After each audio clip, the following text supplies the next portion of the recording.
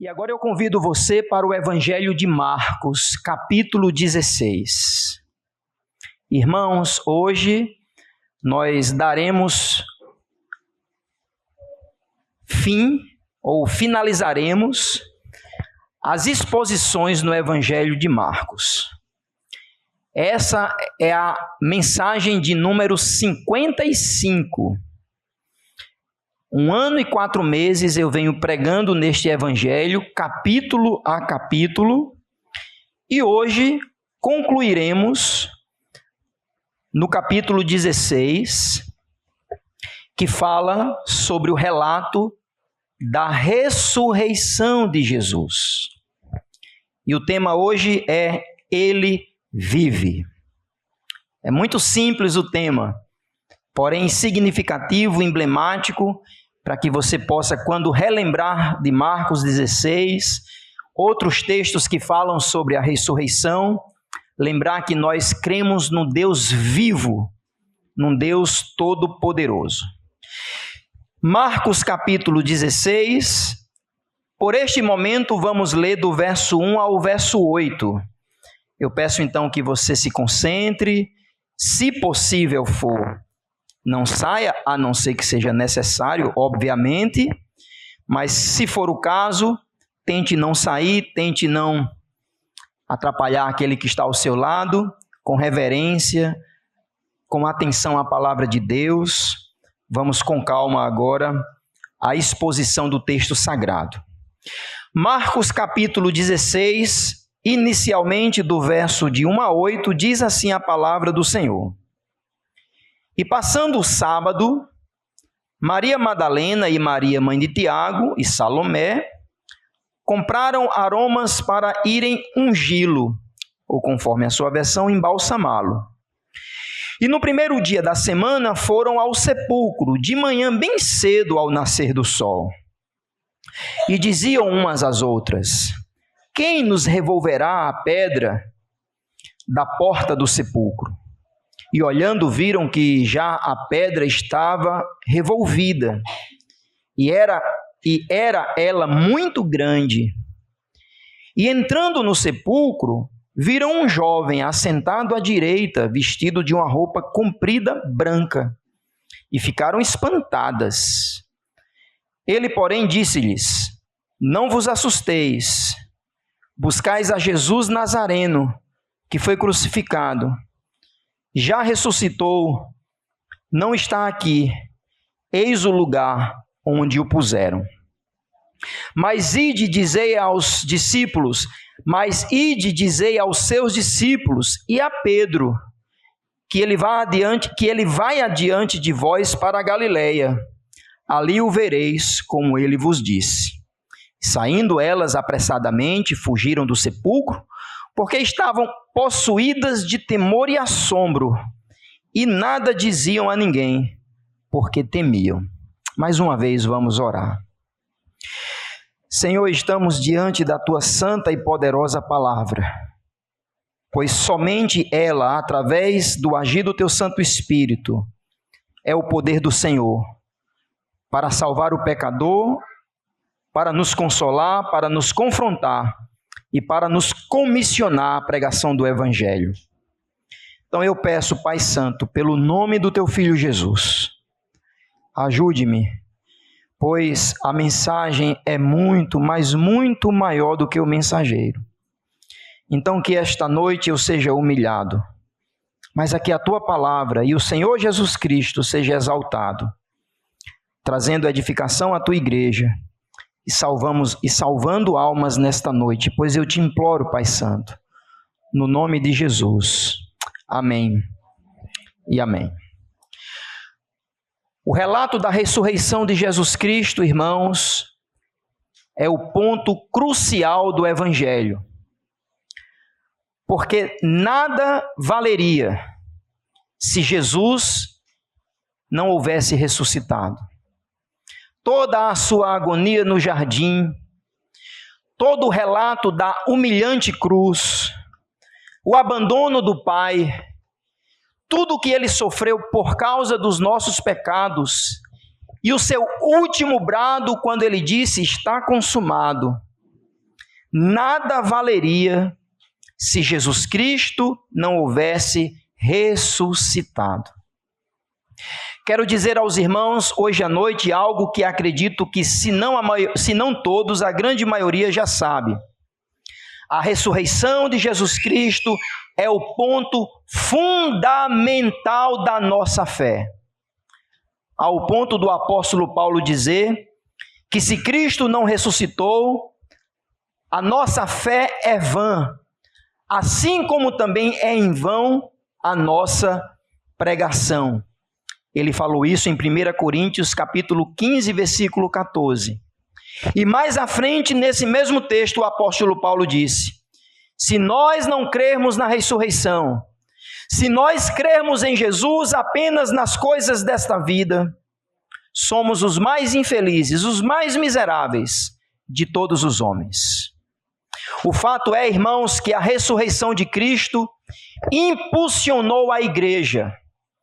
A ressurreição de Cristo foi aquele poder que levantou e comissionou os primeiros discípulos, que estavam temerosos, acovardados, até por assim dizer, e se dependessem deles, o evangelho e a igreja de Jesus não havia prosperado. Mas louvado seja Deus, que dentro do seu plano perfeito e eterno, a morte de Jesus era apenas o começo da consumação, pois ele ressurgiria dentre os mortos. Ele venceria a morte, que é a maior de todos os inimigos, e vencendo a morte, pagando o preço por causa dos nossos pecados, ele declarou a nossa vitória. Se em Cristo fomos salvos, somos salvos porque ele vive, porque ele venceu a morte. Nesse sentido, irmãos, o ponto culminante da missão de Cristo, o servo de Deus, triunfa na ressurreição. O túmulo ficou vazio, a morte não pôde detê-lo. E o objetivo, então, desta mensagem hoje, nada mais é do que descrever este relato não somente histórico e impressionante, mas, sobretudo, espiritual, que é o centro da nossa fé, para que, através do relato da morte e ressurreição de Jesus, também venhamos a ser testemunhas de que ele vive e de que ele voltará, e de que a sua morte não foi em vão, e que a cruz não foi o seu fim. A cruz não foi o seu fim. Eu quero dividir esse texto e pretendo terminá-lo hoje em 3 movimentos. O primeiro movimento, do verso 1 ao verso 8, que acabamos de ler, é o conforto que Jesus dá às primeiras testemunhas. As primeiras testemunhas, elas foram consoladas, elas foram confortadas. E este primeiro ponto deve também nos consolar. Escute, a ressurreição de Jesus não é só um fato histórico e um fato que deve ser crido pela fé. A ressurreição de Jesus deve nos trazer consolo e esperança. A ressurreição de Jesus deve nos trazer consolo e esperança. Do versículo 1 ao versículo 3, irmãos, do capítulo 16, de forma muito curiosa, as primeiras testemunhas da ressurreição de Jesus foram mulheres. E nada contra as mulheres, pelo contrário, isso deve saltar aos nossos olhos, tendo em vista que à época, na sociedade greco-romana, assim como hoje também, as mulheres não tinham credibilidade. Graças a Deus, hoje menos, porque vocês não merecem isso. Mas, sobretudo, no contexto judaico, greco-romano, as mulheres, elas eram desvalorizadas. E o seu testemunho não valia de quase nada, se é que eu posso ser generoso assim. Você pode pesquisar historicamente acerca deste fato. Mas é interessante que o Evangelho diz que as primeiras testemunhas da ressurreição de Jesus foi logo quem? Mulheres. Veja, irmãos, como a Bíblia quebra paradigmas, como a Bíblia quebra padrões que são gerados por causa do pecado do homem. O homem, em seu pecado, ele despreza a mulher, mas Jesus fez questão de aparecer para algumas mulheres, como diz o versículo 1 do capítulo 16. Maria Madalena, Maria, mãe de Tiago, e Salomé. O texto anterior vai dizer que estas mulheres observaram aonde José de Arimateia colocou o corpo de Jesus. Já vimos isso em uma outra pregação. Você pode ler do versículo 42 ao 47 do capítulo anterior, do capítulo 15. Elas estavam observando José de Arimateia embalsamar, ou pelo menos fazer um primeiro preparo para ungir o corpo de Jesus. O Evangelho de João vai dar conta de que não somente José de Arimateia fez isso, mas ele teve a ajuda de um outro homem chamado Nicodemos, que este homem era um fariseu, um doutor da lei. O fato é, irmãos, que essas mulheres estavam ansiosas. Elas estavam na expectativa de que o domingo se apontasse. Por que o domingo? O primeiro dia da semana para o judeu. Porque no sábado ninguém poderia trabalhar. Esta era a lei de Moisés. E aí veja no versículo 2, o texto vai nos dizer que no primeiro dia da semana, ou seja, logo após o sábado, no domingo, elas foram ao sepulcro. E o texto faz questão de destacar que elas foram logo pela manhã, ao nascer do sol. Você já ficou ansioso a fazer algo que você não vê a hora do dia amanhecer? Que você precisa resolver algo, ou que algo vai acontecer na sua vida? A expectativa daquele dia gera no seu coração uma ansiedade que você não vê a hora do sol dar os seus primeiros raios. E o texto diz então que no primeiro dia da semana, elas estavam preparadas para então e concluir aquilo que José de Arimateia e Nicodemos começaram a fazer na sexta-feira antes do sábado, a preparar, a ungir o corpo do nosso Senhor Jesus Cristo.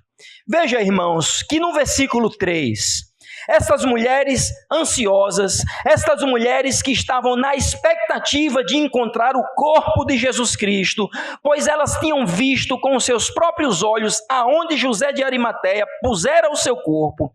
Aquele cadáver foi colocado por meio de homens, por meio de mãos humanas, em um sepulcro, em um sarcófago, por assim dizer. Na realidade é uma cavidade dentro da rocha, com compartimentos, muito provavelmente era assim. E aquele corpo então foi colocado no sepulcro, e elas viram. E na expectativa delas, irmãos, elas agora queriam preparar de forma mais adequada o corpo de Jesus. E qual era a preocupação dessas mulheres? Veja o versículo 3. Elas tinham uma preocupação no coração. A Bíblia diz que elas estavam preocupadas quem poderia revolver a pedra do sepulcro. Não é interessante isso? Porque Jesus já havia anunciado para os seus discípulos, inclusive para todos, para elas também, certamente, que ele deveria morrer na mão dos pecadores e que ao terceiro dia ele ressuscitaria. Mas elas estão tão anuviadas, elas estão tão entorpecidas com os acontecimentos, que elas esquecem o que Jesus disse, o que Jesus prometera. Ele haveria de ressuscitar. E a preocupação delas era quem vai remover a pedra. É verdade, irmãos, o versículo 4 diz que a pedra era pesada e grande. Veja comigo o versículo 4. Olhando elas para a pedra, elas viram então que a pedra estava revolvida, e era esta pedra muito grande. Então o relato de Marcos faz questão de dizer que seria impossível para que pessoas comuns, como mulheres, ou alguns poucos homens pudessem revolver aquela pedra. Elas tinham um problema, mas o problema, irmãos, não era a pedra, o problema era a falta de fé. Apesar da boa intenção dessas mulheres, apesar da boa intenção de acordarem bem cedo e de comprar aromas e comprar ungüentos para ungir o corpo de Jesus, conforme dizia a lei mosaica, apesar de toda essa movimentação boa, faltava às mulheres algo que é fundamental: fé no que Jesus disse. E Jesus havia dito, irmãos, eu ressuscitarei. Se vocês relembrarem, eu não vou voltar ao texto de Marcos, mas no capítulo 8, no capítulo 9, no capítulo 10, por 3 vezes, Jesus disse aos seus discípulos: eu preciso morrer, eu vou morrer na mão da liderança judaica, mas ao 3º dia eu vou ressuscitar. Mas o grande problema era a pedra grande e pesada, pela qual era um obstáculo para que elas pudessem chegar lá.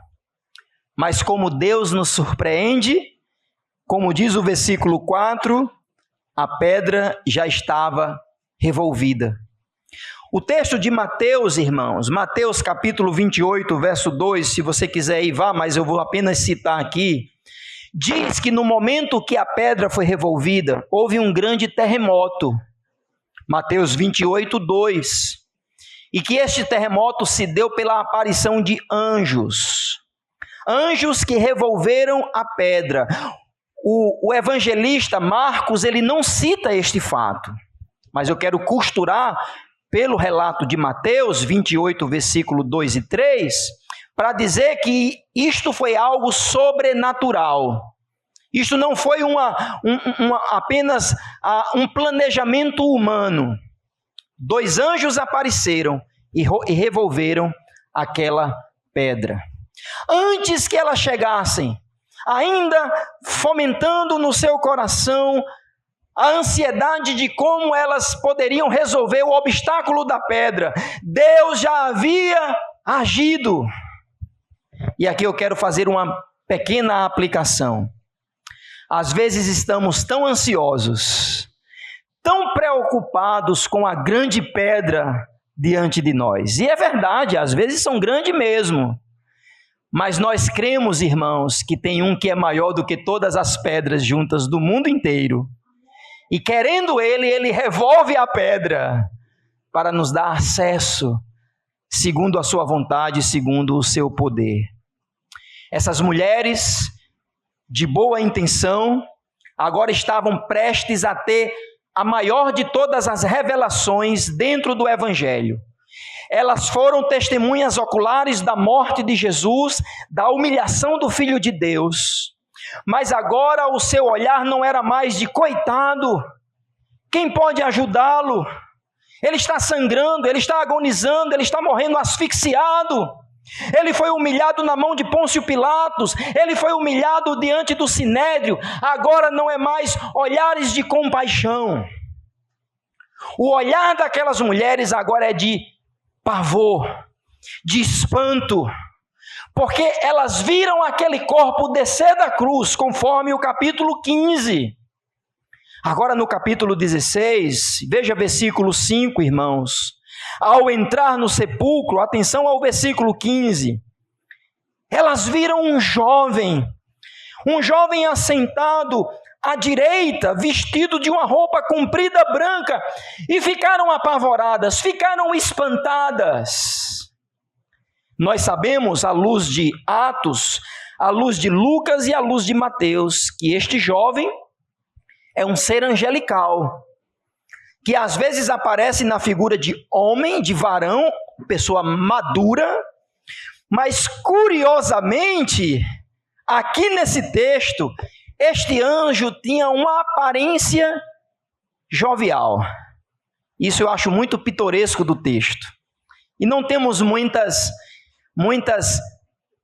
muitas argumentações para explicar, até acredito que nem é propósito da Bíblia explicar, mas apenas asseverar de que aquele ser que estava ali é um ser angelical.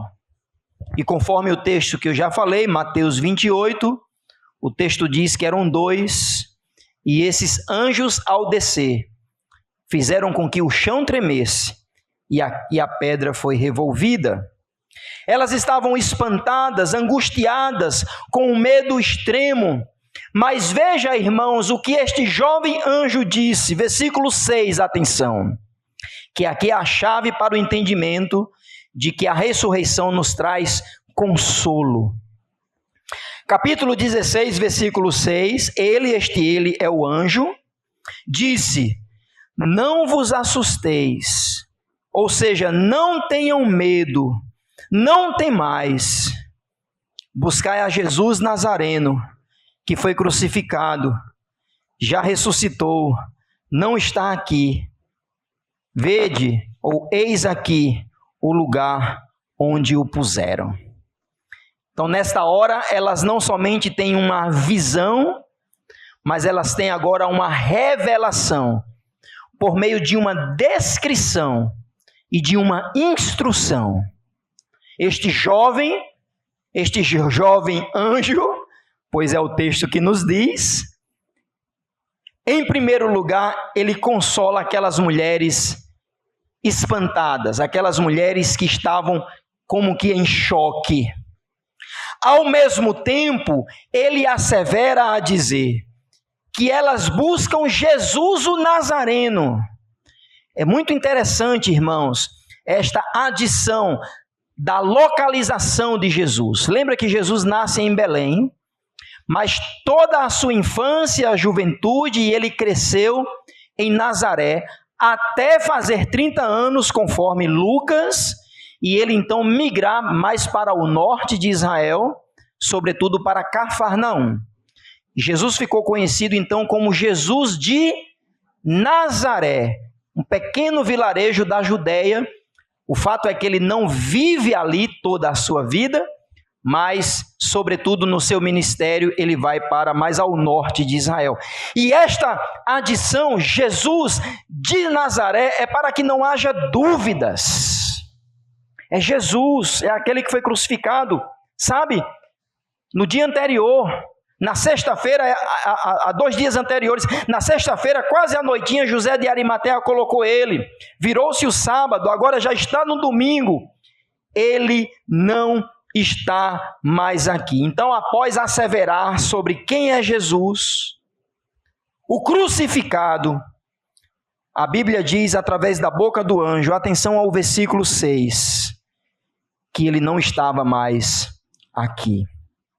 Irmãos, esta é a mensagem da ressurreição.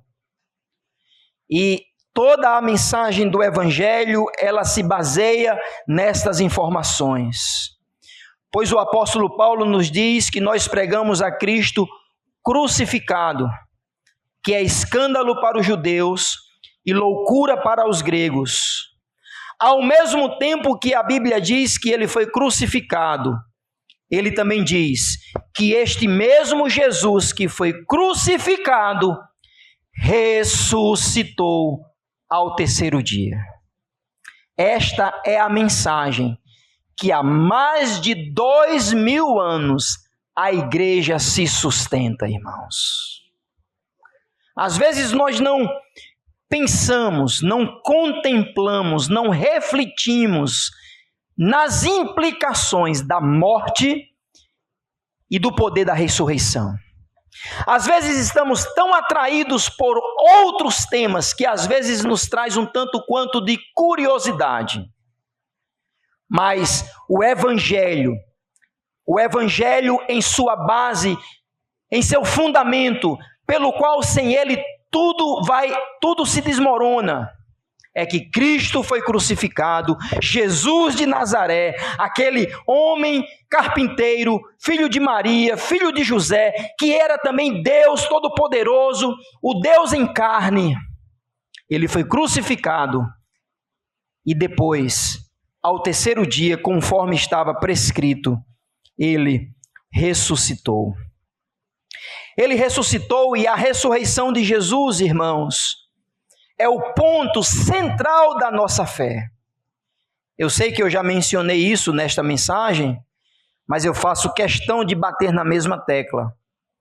Nunca esqueça que se não fosse a ressurreição, a cruz teria sido em vão. E às vezes é um problema nosso. Às vezes falamos muito sobre a morte de Jesus. E é verdade, claro. Mas não podemos esquecer de tal peso, relevância fundamental, que ele venceu a morte, ressuscitando ao terceiro dia, conforme declarações objetivas, no capítulo 8, versículo 31, no capítulo 9, versículo 9 e 31, no capítulo 10, versículo 34. Interessante, irmãos, que no Evangelho de João, o Evangelho de João relata que quando as mulheres entraram no sepulcro, sobretudo Maria Madalena, o texto diz que logo em seguida, após ela ir e anunciar a Pedro e aos demais, e quando eles voltaram ao sepulcro, eles viram alguns lenços no chão, e lençóis no chão. Vocês podem ver isso em João capítulo 20, versículos 6 e 7. Mostrando que a ressurreição de Jesus foi corpórea. E é muito mais interessante, irmãos, que quando aquelas mulheres veem o anjo, elas saem correndo, e a gente vai ver isso no versículo 8, mas Marcos não relata, mas Marcos diz que o próprio Jesus aparece para elas. E a Bíblia diz que elas confundem Jesus com o jardineiro. Isso é até cômico. E elas dizem àquele homem que estava ali, não mais o anjo, mas aquele homem, e elas dizem assim: Senhor, se o Senhor tirou o corpo dele, nos mostra. E a Bíblia diz que Jesus diz, Maria, e ela diz, é Raboni, é o Senhor, é o nosso mestre. E ele diz, não me detenhas, Maria, vai e anuncia que eu estou vivo. Então, irmãos, o centro da nossa fé é a ressurreição. Após o brado da consumação, veio o brado de vitória da ressurreição. Sem a morte e a ressurreição de Jesus, o cristianismo não passa de mais uma religião. O cristianismo ou o evangelho de Jesus Cristo é o único que satisfaz a ira de Deus sobre o pecado dos homens. Pois a morte de Jesus mostra que ele pagou o preço. Na ressurreição mostra que ele venceu e entrega os redimidos ao seu Pai. Algumas aplicações do versículo 1 ao versículo 8 é que nesse momento agora as mulheres não têm mais outra escolha senão serem testemunhas da ressurreição. Veja comigo, irmãos, versículo 8, elas saíram apressadamente, fugiram do sepulcro, porque estavam possuídas de temor e assombro, e nada diziam a ninguém, porque temiam. Então essa foi uma estrondosa experiência, e aqui quando diz que elas não diziam a ninguém, não é que elas ficaram caladas, mas elas fizeram aquilo que Jesus havia dito. O que o anjo disse, que Jesus disse, vai até os meus discípulos, vai a Pedro e anuncia que eu ressuscitei. Então aquelas mulheres tinham uma missão e elas estavam dispostas agora, irmãos, a pagar o preço. Uma outra lição que eu quero tirar do versículo 1 ao versículo 8 é que Jesus, irmãos, ele especifica o nome de um discípulo. Veja comigo mais uma vez o versículo 7. Quando o anjo diz a Maria, ide e dizei aos meus discípulos, e dizei a quem? Versículo 7, Pedro. Mas por que a Pedro, irmãos? Porque a um discípulo específico. Lembra, irmãos, que Pedro negara a Jesus? Pedro, cheio de si, disse: Senhor, eu jamais te abandonarei. Senhor, todos estes podem te abandonar, menos eu. E Jesus disse a Pedro: Pedro, antes que amanheça, antes que o galo cante, Pedro, você me negará. E mesmo assim, com veemência, ele negou e disse: não, eu não te abandonarei. E a Bíblia diz que Pedro fracassou. Mas Jesus queria consolar Pedro. O poder da ressurreição, irmãos, não somente traz conforto àquelas mulheres que estavam angustiadas por causa da pedra grande, mas agora o poder da ressurreição traz uma palavra de ânimo e de restauração àquele que havia caído. Eu quero dizer a você agora que a ressurreição de Jesus deveria trazer ao seu coração alento. Talvez você caiu, talvez você ainda não confessou, talvez você tenha andado longe do Senhor, mas se você de fato é de Jesus, se você de fato é testemunha da ressurreição, mesmo em um estado de timidez ou até mesmo de pecado, Jesus está dizendo: eu te dou uma nova chance, ao ponto dele ter dito aqui: diz a Pedro que eu ressuscitei. Este é o consolo da ressurreição. Mas o texto segue, irmãos, e o texto segue em uma grande confrontação. E a grande confrontação que Jesus agora diz aqui é da incredulidade dos discípulos. Veja comigo do versículo 14 do versículo 9 ao versículo 14. Após as mulheres irem avisar a Pedro e aos demais discípulos, aqui haverá agora a reação dos primeiros discípulos após as mulheres. A partir do versículo 9, Jesus, tendo ressuscitado na manhã do primeiro dia da semana, apareceu primeiramente a Maria Madalena, da qual tinha expulsado 7 demônios, e partindo ela, anunciou àqueles que tinham estado com ele, os quais estavam tristes e chorando. E ouvindo eles que vivia, e que tinham sido vistos por ela, não o creram. Depois manifestou-se de outra forma a 2 deles, que iam de caminho para o campo. E indo estes, anunciaram aos outros, mas ainda estes nem creram, nem creram. Versículo 14, finalmente apareceu aos 11, estando eles assentados à mesa, e lançou-lhes em rosto a sua incredulidade e dureza do coração, por não haverem crido nos que tinham visto já ressuscitado. Que triste, não, irmãos? Após o anúncio da ressurreição, após a aparição angelical para as mulheres, consequentemente para outros discípulos, como o texto diz, Jesus fez questão de aparecer por último aos 11, não mais aos 12, porque Judas Iscariotes havia se enforcado, sendo ele um incrédulo. Mas havia também incredulidade no coração dos discípulos, e eles ainda estavam com corações endurecidos acerca do fato da ressurreição. Conforme diz o versículo 9, mais uma vez o texto relata que Jesus apareceu a Maria Madalena em primeiro lugar. E é interessante que agora no versículo 9 qualifica Maria Madalena como sendo aquela que tinha sido liberta por Jesus, pois ela era possuída de 7 demônios. Veja isso no versículo 9.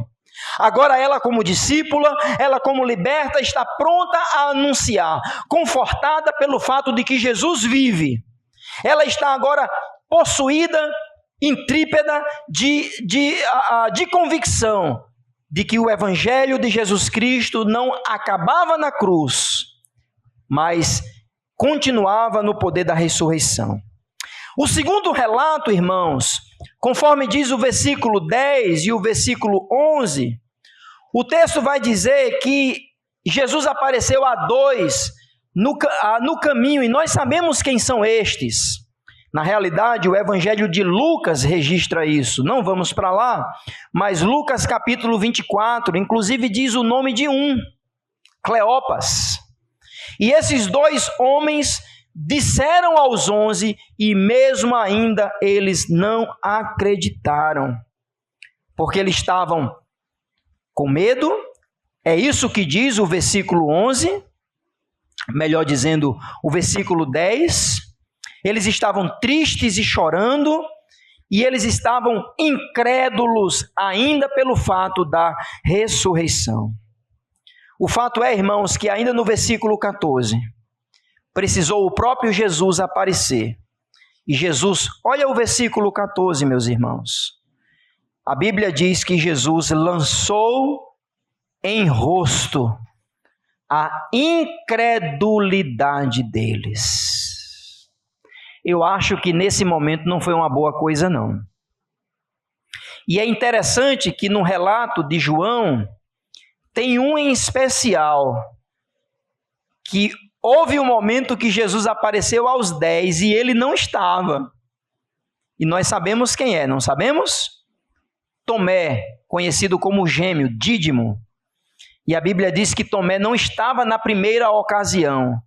E que Jesus, quando apareceu de novo, pegou na mão de Tomé, colocou os dedos de Tomé nas feridas de Jesus, no lado aonde o soldado romano cravou-lhe a lança. E ele disse a Tomé: bem-aventurado aqueles que não viram, mas creram. Jesus então lança em rosto a incredulidade. Veja versículo 14, a dureza de coração. Aí eu pergunto, irmãos, será que somos assim também? Falamos da ressurreição, até celebramos a Páscoa como um símbolo da morte, da vitória sobre a morte do primogênito, o Filho de Deus, que simbolizava-se desde o Êxodo. Nós falamos de Jesus morto e ressuscitado, mas parece que aquilo não cai no nosso coração. Precisamos viver, não somente como crendo em aspectos históricos, em informações que se processam de forma cognitiva, mas precisamos entender como o apóstolo Paulo disse. Ele precisava conhecer a Jesus e o poder da sua ressurreição. Paulo diz isso em Filipenses capítulo 3, versículo 10. Conhecer a Jesus e o poder da sua ressurreição. Irmãos, nós não podemos fazer ideia do que aconteceu neste dia. E que o poder da ressurreição faz em nosso coração, em saber que o nosso Senhor, além de nos consolar, Ele nos confronta na dureza do nosso coração. O mesmo Jesus que ressuscitou há 2000 anos atrás, é o mesmo que comissiona a igreja a pregar a crucificação e a ressurreição. E aí é o desfecho do texto, irmãos. A partir do versículo 15, Jesus agora vai comissionar os discípulos. Primeiro ele consolou as mulheres, consolou a Pedro. Depois ele confronta na incredulidade deles, mas agora ele comissiona. 3 palavras com C, para que você possa lembrar desse texto. Primeiro ele consola, depois ele confronta, mas finalmente ele comissiona. Veja versículo 15, o texto diz: e disse-lhes: ide por todo o mundo e pregai o evangelho a toda criatura. Quem crer e for batizado será salvo, mas quem não crer será condenado. E estes sinais seguirão aos que creem. Em seu nome expulsarão os demônios, falarão novas línguas, pegarão nas serpentes, e se beberem alguma coisa mortífera, não lhes fará dano algum, e porão as mãos sobre os enfermos e sararão. Ora, O Senhor, depois de lhe ter falado, foi recebido no céu e assentou-se aonde? À direita de Deus. E eles, tendo partido, pregaram por todas as partes, cooperando com eles o Senhor e confirmando a palavra com os sinais que os seguiam. Amém. Após o consolo, após o confronto, veio a comissão. A ressurreição de Jesus deve ser aquela que, o fato que nos impulsiona, pois sem a ressurreição, irmãos, não temos esperança. Sem a ressurreição, a pregação do Evangelho é vazia. Sem a ressurreição, não passa de uma mera religiosidade. Cremos num Deus que morreu por causa dos nossos pecados, mas teve poder para ressuscitar, vencendo a morte. O triunfo da comissão se dá pela ressurreição. E a ressurreição deve ser pregada, e o texto no versículo 15 diz: em todo o mundo, para toda a criatura, como diz o versículo 15. Então, aqui não há uma discriminação para os judeus. É verdade que no livro de Atos, o evangelho começa em Jerusalém. O próprio Jesus disse, nas palavras dele mesmo, antes de subir aos céus, que eles deveriam começar primeiro em Jerusalém, depois seguir para a Judéia, Samaria, até os confins da terra. Mas aqui no Evangelho de Marcos, que é como que um resumo da comissão, este Evangelho deve alcançar todo o mundo, toda a criatura. Essa é a tarefa da igreja.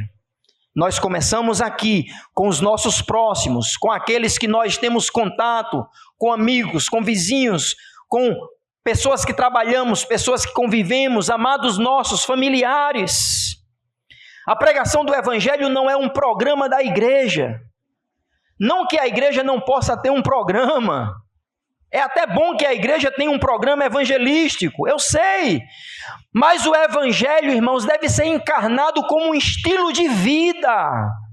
Aonde eu estiver, eu vivo e eu prego o Evangelho para as pessoas que precisam, desesperadamente, todas as criaturas que estão perecendo sem Cristo. Pois a Bíblia diz que não há um só sequer, irmãos, que não pecou. A Bíblia diz que todos pecaram e carecem de Jesus, carecem da glória de Jesus. Esta tarefa, apesar de hercúlea, é uma tarefa comissionada e capacitada por Jesus, pois ele disse: vão e preguem o Evangelho. No Evangelho de Mateus, ele mesmo disse: e eu darei a vocês poder. Eu recebi poder nos céus e na terra. E em Atos capítulo 2 ele diz: e vocês serão revestidos de poder para serem as minhas testemunhas. E aqui no versículo 16, eu peço a sua atenção a esse texto, porque às vezes esse texto é mal interpretado. Quando a Bíblia diz que Jesus disse que quem crê e for batizado será salvo, mas quem não crê será condenado, alguns pregam nesse texto dizendo que o batismo ele é condição para a salvação. Mas isso não é verdade. Apesar do texto ter uma sequência, quem crê e for batizado será salvo, eu quero que você entenda que este versículo está dentro de um contexto. E qual é o contexto do versículo 14, irmãos? Porque texto deve ser interpretado no seu contexto. E qual é o contexto do versículo 14? O contexto do versículo 14 é a incredulidade. Então, por isso que Jesus diz: quem crê e for batizado será salvo. Porque esta era a sequência do discípulo de Jesus. Com a tua boca você confessa e com seu coração você crê. E para isso, a evidência desta crença no coração era o batismo. É tanto que o versículo 16 continua dizendo: mas quem não crê será condenado. Então, esse texto, à luz do contexto e dos outros textos, nos ensinam que você será condenado se você não crer. Agora, Se você diz que crê e mesmo assim foi batizado, mas não creu de todo o coração, você não pode ser salvo. E aqui eu quero, à luz desta dificuldade que muitos têm de entender o texto, eu quero que você vá comigo para Atos capítulo 8. Apenas esse texto para mim reforçar o meu argumento. Atos capítulo 8.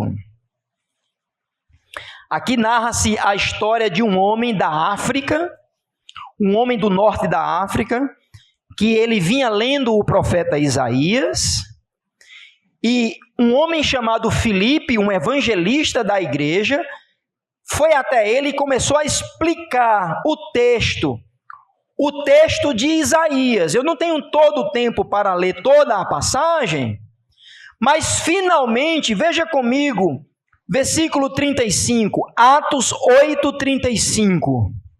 O texto diz: então Filipe, abrindo a sua boca, começando nesta escritura, anunciou a quem? Jesus. E indo eles caminhando, chegaram a uma certa água, e disse o eunuco: eis aqui água, o que impede que eu seja o quê? E disse Filipe: é lícito se credes de todo o coração. E respondendo ele, disse: creio que Jesus Cristo é o Filho de Deus. Então, qual era a condição para aquele homem crer, para ser batizado? Declarar Jesus como sendo o Filho de Deus. O batismo foi a consequência da sua declaração de fé. Então entendam, irmãos, o batismo não salva. Agora, o batismo não é opcional.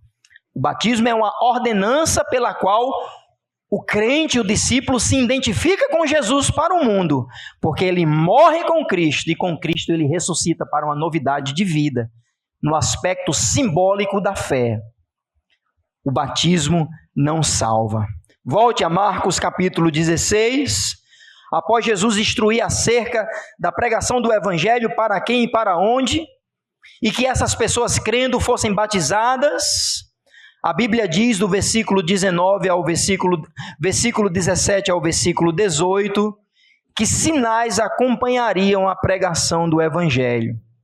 Versículo 17 fala de demônios sendo expulsos, em novas línguas que seriam faladas pelos pregadores. Versículo 18, eles até pegariam em serpentes, isso aconteceu com Paulo. Eles até chegariam ao ponto de beber algo envenenado e não morreriam, e eles curariam pessoas. Aí aqui, muitos querem entender que esses fenômenos milagrosos, que foi capacitado para a igreja inicial, é para um aspecto para hoje. Entenda, irmãos, não estou dizendo que Deus não faz milagres, mas o texto é muito claro quando diz, irmãos, veja no versículo 17, que sinais seguiriam os que criam. E esses sinais poderosos eram sinais messiânicos. Vocês lembram que Jesus curou? Vocês lembram que Jesus expulsou demônios? E que ele fez tantos outros milagres? E por que Jesus fez isso? Por um único objetivo: dizer que o Messias havia chegado. O poder de Deus desceu do céu para a terra. E estes sinais messiânicos seguiriam os discípulos. E isso é tão interessante que em Atos capítulo 14, o texto vai dizer, irmãos, Atos capítulo 14, eu vou ler do versículo 1 ao versículo 3. Aconteceu que em Icônio, entrando Paulo junto na sinagoga dos judeus, falou de tal modo que creu uma grande multidão, não só de judeus, mas como de gregos. Mas os judeus incrédulos, atenção, incitaram e irritaram a multidão dos gentios, e detiveram-se muito tempo ali falando ousadamente acerca do Senhor. Veja agora versículo 3 de Atos 14, 3, o qual dava testemunho à palavra da sua graça, permitindo que por suas mãos fizessem sinais e prodígios. Com esse texto, com outros textos, nós podemos concluir que estes sinais milagrosos que aconteceram para o início da igreja de Jesus eram sinais do poder messiânico, que isso se arrefeceu ao longo de que o próprio evangelho foi concluído por meio dos textos da Bíblia. Mais uma vez, quero dizer que nós cremos que Jesus pode e ele faz milagres, querendo ele, usando homens como eu e você. Mas o que eu quero dizer é que este aspecto aqui do texto significa que era um poder sobrenatural que Jesus comissionou os primeiros discípulos para dizer: o Messias ressuscitou e vocês precisam crer no Evangelho. Então a igreja é empoderada, por assim dizer, a igreja capacitada para ir pregar o Evangelho a toda criatura, batizar os crentes e também confirmar a pregação por meio de sinais e prodígios. O Evangelho de Marcos acaba mostrando aonde Jesus está hoje, irmãos. Veja comigo o versículo 19. Ora, o Senhor, depois de lhe ter falado, foi recebido no céu e assentou-se à direita de Deus. E aqui termina, por assim dizer, o Evangelho de Marcos, porque o versículo 20 é uma complementação do versículo 17 e 18, que a Bíblia diz: e eles, tendo partido, pregaram em todas as partes, cooperando com ele o Senhor, confirmando a palavra com o quê? Com sinais que se seguiam. Então ele confirmava com a pregação os sinais messiânicos. Mas eu quero apenas dizer no versículo 19 que Jesus é aquele que subiu aos céus e está assentado à destra de Deus, sendo ele o nosso sumo sacerdote, o nosso advogado fiel. Ele é o dono da igreja, que sustenta e que capacita a igreja até a sua volta. Ele vivo está, irmãos. Ele está à destra do Pai. É Ele que tomará das mãos de Deus Todo-Poderoso o livro dos 7 selos. É Ele que vai dar o desfecho final da história. Cabe a você crer no poder da ressurreição, se de fato Ele ressuscitou ou não. Eu quero concluir, irmãos, a dizer o seguinte: que a ressurreição não é apenas um fato histórico que deve ser relembrado em dias comemorativos. A ressurreição é a nossa viva esperança, que se Ele está vivo, nós cremos que viveremos com Ele para todo sempre. Haverá um dia, irmãos, que os nossos próprios olhos verão o crucificado e que com poder e glória ressuscitou. E a Bíblia diz que é Ele mesmo que vai enxugar dos nossos olhos todas as lágrimas. Se por acaso você está incrédulo, por algum motivo você está frio na fé, se por acaso você está tímido como as mulheres com medo da pedra, ou como o próprio Pedro, chorando em um canto porque pecou, corra para a cruz. Mas lembre que a cruz foi o passo para a ressurreição. Lembre, Jesus vivo está e que intercede por você e que diz: eu estou convosco todos os dias até a consumação do século. Somos nós, irmãos, somos nós que nos separamos de Jesus. Somos nós que andamos longe dele, mas ele sempre está conosco. Eis que estou convosco todos os dias até a consumação do século. Quem é Jesus? Jesus é o Nazareno, que é o Filho de Deus, que subiu aos céus, que está à destra do Pai, e que João Batista disse que ele era o Cordeiro, e que o próprio João na ilha de Pátimos disse que é o Cordeiro de Deus, que foi morto, mas vive, e que o próprio Marcos disse que está à destra do trono da majestade. Se com a tua boca crer e confessar Jesus Cristo como Senhor, e com o teu coração você crer que Ele ressuscitou dentre os mortos, você será salvo. Você não precisa fazer nada a não ser crer que Ele morreu em seu lugar, mas Ele ressuscitou vencendo a morte e lhe dando a promessa da vida eterna.